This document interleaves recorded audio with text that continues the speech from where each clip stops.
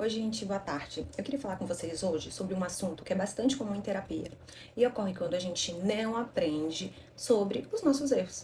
O que acontece? As situações, elas vão se repetindo. Parece bobo a gente falando assim, mas os traumas, eles vêm o tempo inteiro quando a gente não vai lá e resgata o trauma e consegue lidar com ele.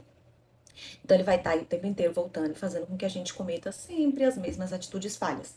Mas por que que eu tô falando isso? Eu, Marcela, nunca fui hipossuficiente em nenhuma seara da minha vida. Claro, eu nunca fui rica, mas nunca me faltou nada. Eu estudei em colégio particular a minha vida toda, eu tive uma família bacana, estruturada, enfim.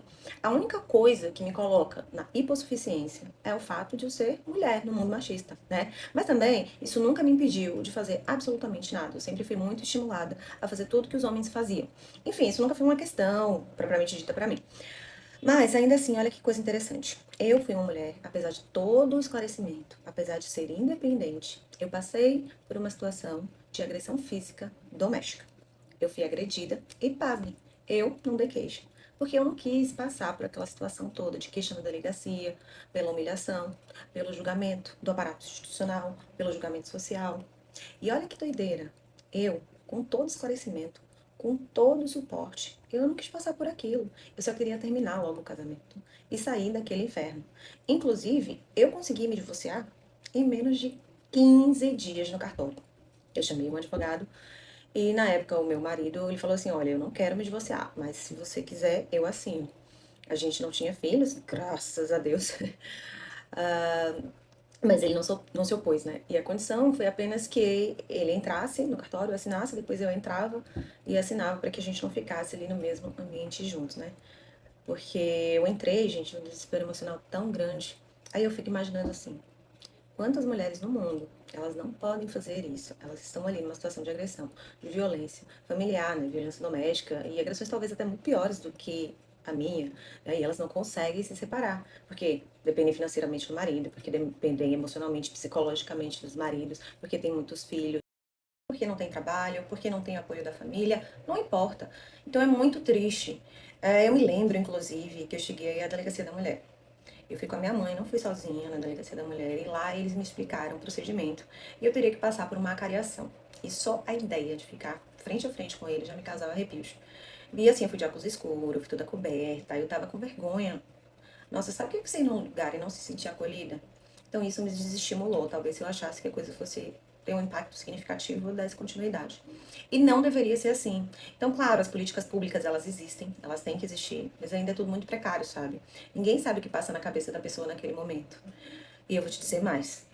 Eu, que sou conhecedora dos meus direitos, que tenho escolaridade e discernimento, que sou senhora das minhas faculdades mentais, uma pessoa que cresceu num ambiente saudável, mas eu me lembro que eu via ele atuando de modo tóxico comigo. Por exemplo, ele pegava coisas que eu fazia, que eram certas, inclusive que eu elogiava previamente, e transformava em coisas erradas, sabe? Começava a me criticar, e eu ficava olhando aquilo, e eu nem rebatia. Você ficava olhando assim, e eu internamente na minha cabeça, eu justificava a atitude dele. Eu pensava assim, nossa, tadinho, ele tem autoestima baixa, então ele tem que me rebaixar, ele tem que me diminuir para poder se sentir grande. Então, olha que surreal, quer dizer que eu percebia o que ele estava fazendo, o tamanho da manipulação que ele estava praticando comigo, e me via na função de acolher o pobre coitado. E eu vou te falar mais. Eu fui agredida e no dia seguinte, eu tava com a cara toda inchada, enfim. E você vê ali a pessoa que eu amava, né? Que o amor não passa de um dia pro outro. E que eu sabia que tava chorando copiosamente, pedindo desculpas, arrependido, chorando pelo que ele tinha feito, pelo resultado que ele tava vendo, né? E reiteradamente pedindo desculpas. É muito difícil pra vítima. Porque você vê ali o arrependimento da pessoa, aquele arrependimento que naquele momento era um arrependimento genuíno. E você tem sentimento por aquele ser humano, né? E é muito difícil. Mas claro que aquilo ali não vai parar ali, nem acabar ali. Mas veja que eu tinha tudo ao meu favor. E ainda assim, não vou mentir pra vocês, eu dei mais uma chance, eu fiquei mais um tempo, né? Depois de ter sido agredida. E claro, óbvio, a agressão voltou novamente. E aí foi que eu me dei conta e eu falei, cara, não tem mais jeito. Mas eu recorri à terapia, enfim, eu tive todo um aparato, eu tive apoio, eu tive suporte da minha família, das minhas amigas. E ainda assim, eu fiquei no fundo do poço. Nossa, eu fiquei deslocada. Eu queria sair todo santo dia, tá? Eu não conseguia ficar em casa, eu me sentia super angustiada em casa. E eu fiquei naquela necessidade de não ficar sozinha comigo mesma. Eu não conseguia estar na minha companhia, eu precisava ver gente. Eu fiquei completamente perdida, sabe? Agora, para além disso tudo, e foi aí que eu comecei a introdução do vídeo, o que os nossos traumas vêm fazendo com a gente? Claro que essa foi uma situação em que eu realmente encontrei uma pessoa que era tóxica, que era desequilibrada. Mas antes disso, eu encontrei pessoas boas, pessoas bacanas. Mas eu que estava mal emocionalmente. E agora que vem a história, senta que lá vem a história. Meus pais, eles separaram, eu tinha 13 anos, mais ou menos. E quando eles separaram, minha mãe viveu mais ou menos essa situação de ter casado nova, separou nova, então tava meio perdida. A minha mãe, ela era muito presente, né? E o meu pai não, meu pai viajava muito por conta de um cargo na multinacional, inclusive viajava internacionalmente. Então ele já era mais ausente no dia a dia, né? Viajava 2 meses seguidos, 3 meses seguidos. E o meu irmão, na época, ele já era maior. Então meu irmão pegou meio que a responsabilidade, né? Ele assumiu a responsabilidade. Então eu não me sentia tão sozinha, tão desamparada. Eu não sentia a perda dos meus pais, né? Principalmente da minha mãe, porque a minha mãe era uma super mãe, do dia pra noite desapareceu. Então, meu irmão, ele se tornou meio que essa referência, né? Então, veio um homem ali naquele momento, né, de adolescência, que você tá cheia de coisas, de questões, e ele me levava semana pra fazer tudo com ele, ele me levava, me pegava na escola, ele ia comigo comprar roupa no shopping, a gente fazia supermercado juntos, enfim. Eu assumi meio que a organização da casa, né? Podia até ter enveredado pra droga, podia ter ficado revoltada, enfim. Mas não, eu assumi realmente a responsabilidade da casa e meu irmão meio que assumiu a autoridade do lar. A gente meio que sustentou um ao outro, né? Então a gente tem uma ligação muito forte até hoje. Ou seja, resumo da ópera. No meu primeiro grande trauma veio uma figura masculina pra me resgatar. Só que aí quando eu tava quase fazendo 18 anos, o meu irmão casou. Gente, quando meu irmão casou foi aí que eu senti a pancada. Porque eu já não tinha mais meu irmão, que era a minha referência. Na verdade, ele era um reflexo do meu pai e da minha mãe. Ai, e aí foi uma pancada grande.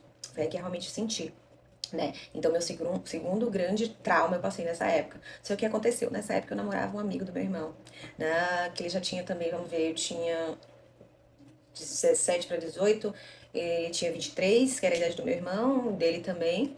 E aí ele virou pra mim e falou assim: Nossa, teu irmão casou, você tá sozinha, vamos casar? Eu fiz, ué, vamos. Seja, veio mais uma pessoa, mais uma figura masculina, e falou assim, ó, vim te resgatar, teu irmão casou, então vamos casar.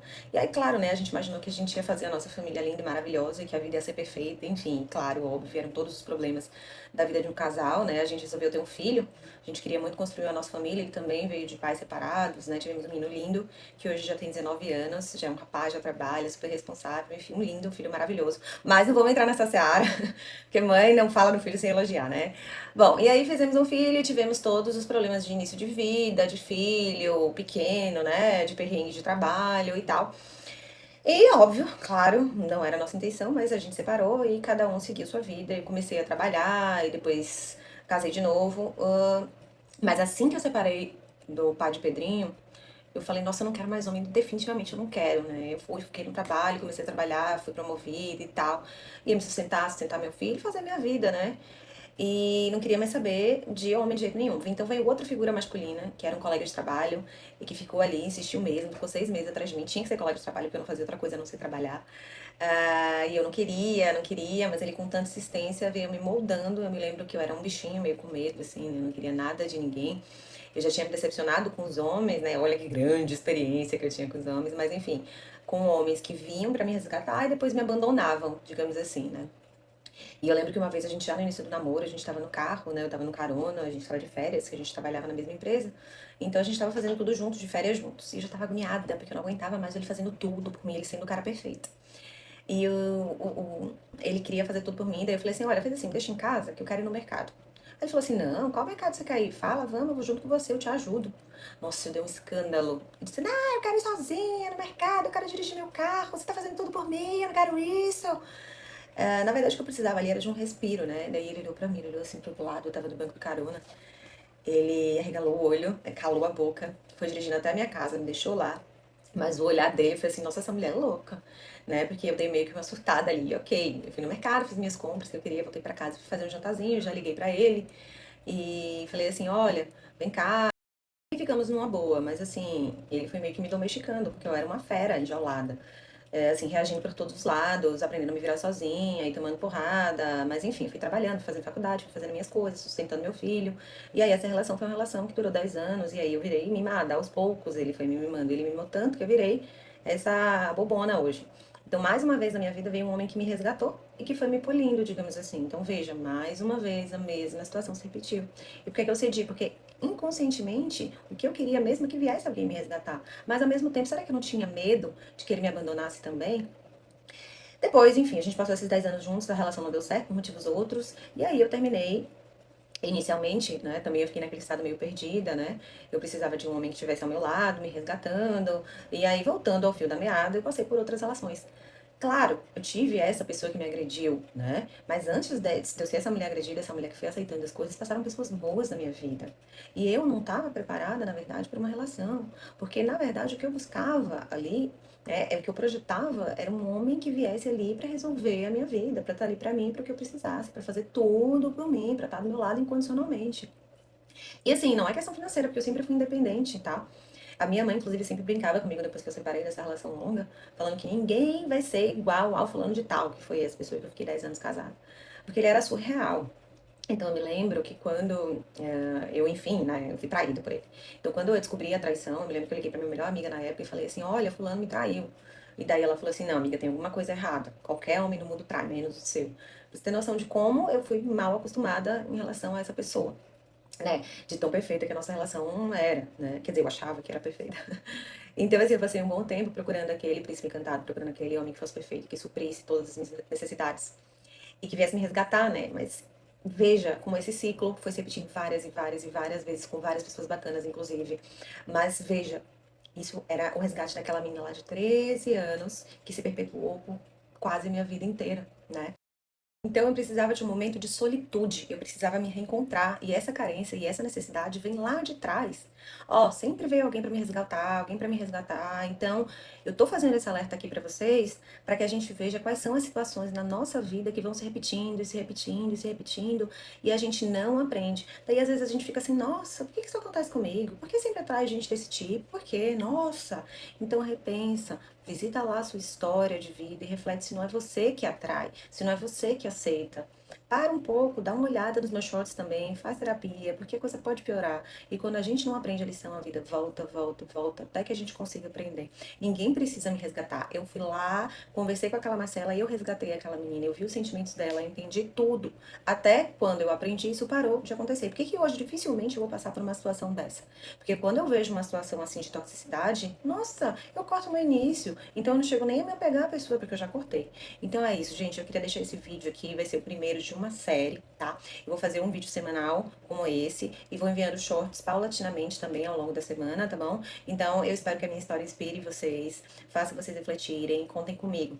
Por favor, curtam, comentem, enviem para quem vocês acham que vai gostar do conteúdo, se inscrevam no canal se acharem que vocês querem me acompanhar, tá?